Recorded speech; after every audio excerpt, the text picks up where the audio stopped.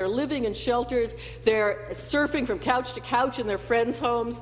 They don't have housing. And anybody can tell you that housing is a major determinant of health.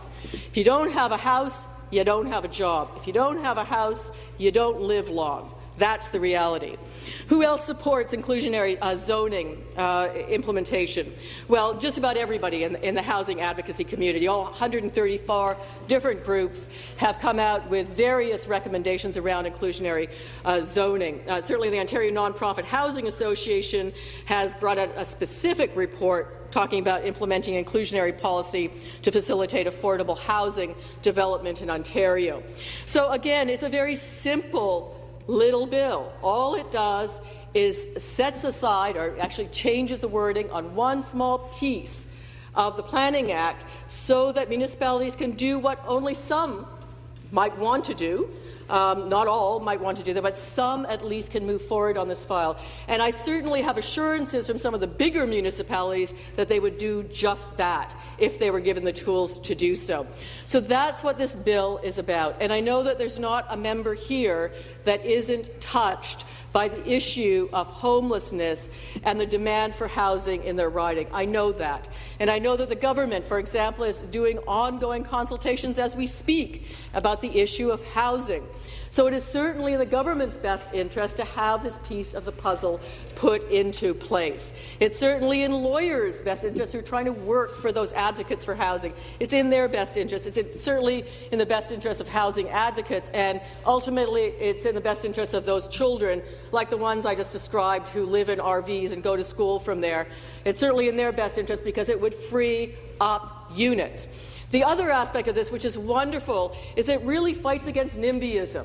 Because instead of having a housing development over here and nothing but people on social assistance living there, it mixes it up, Mr. Speaker. So you have a high-range condo that has 10% set aside for affordable housing and could be rent-to-own. I know in my own riding I have a large group of Tibetans who came as refugees. They're finding their way, making their way. They want housing, but they want to own their own house eventually. They don't want to rent. Well, this would be an opportunity for a developer to offer 10% affordable units, for example, to those who don't have a down payment but can make the monthly payments and do want housing.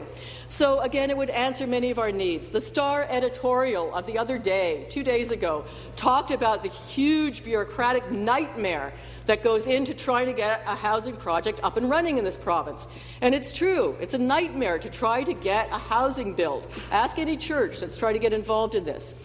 Here's a very simple, direct way, again, up to the municipalities. There are as many ways to do inclusionary zoning as there are municipalities. Different municipalities do it differently. Some more aggressively, like London, England, where up to 30% have to be set aside. In fact, 50%, depending on how you read affordable housing, have to be set aside for affordable housing. To other localities, Florida and others, where it's 10 to 20%, seems to be the general rule. Australia, for example, has this nationwide. Belgium, many European countries have it in place. We really are behind the curve on this. And this little bill, all I'm asked, is that it be let go on a voice vote, go to committee so we can discuss it, so it can just begin to confront the problem of homelessness. One of my favourite ads ever about homelessness was one done by Covenant House.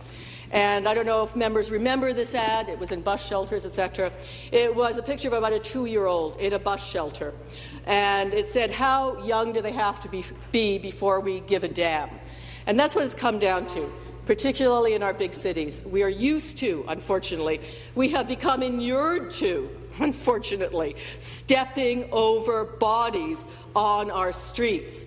What kind of moral society is that? What kind of ethical reality is that when we're used to people lying, sleeping on grates on the sidewalk, some 5,000 of them in Toronto alone? So we need every tool in the toolbox,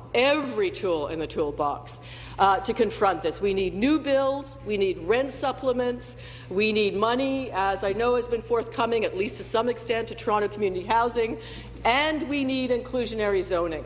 We need all of this. All of this will go towards the mix that will take us from worst to first. And right now, Mr. Speaker, we're at worst in Canada. We are worse than progressive states. You know, it's not every day I get to stand up and say Ontario is worse at this than Florida, you know, when we're talking about progressive states. But we are. So, again, I ask that this be treated as a nonpartisan issue, something that we can all get behind, a simple little change. Section 37, by the way, which is what's in place now, is hit or miss at best. It's up to the councillors to negotiate with the developers. Sometimes they get a fountain, sometimes they get nothing. We don't need that anymore. We need housing, and we need it desperately. The era of downloads, I hope, is at an end. The era when this government steps up and takes responsibility, I hope, Mr. Speaker, is at its very inception. So think of that child in the bus shelter. Think of the family that lived in my church parking lot for a year. Think of all of those in your ridings that really need access to affordable housing, and yet there are not tax dollars there to build all the housing we need. And even think of the developers who, in a down market, do sit on empty units that could be filled. Think of all of Ontario when you decide about this bill. Thank you very much. Thank you. Further